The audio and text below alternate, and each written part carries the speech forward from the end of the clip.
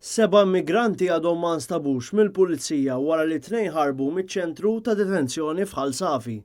Matul il-lejl, il-pulizija u l-membri tas-servizz ta' detenzjoni qabdu 4 Marokkini minn dawk li rnexxilhom jaħarbu miċ-ċentru ta' detenzjoni. Net News infurmat li l-4 immigranti instabu fiċ-ċentru miftuħ ta' Ħalfar u kienu qed jistaħbew ma' Marokkini oħra li jgħixu f'dan il-post. Sa issa, it-tfittxijiet waslu għall-arrest ta' 13 mill-immigranti maħruba. Dawn ittieħdu mill-pulizija għal aktar investigazzjonijiet. Il-pulizija għadhom għaddejjin bit-tfittxija għal 7 immigranti oħra.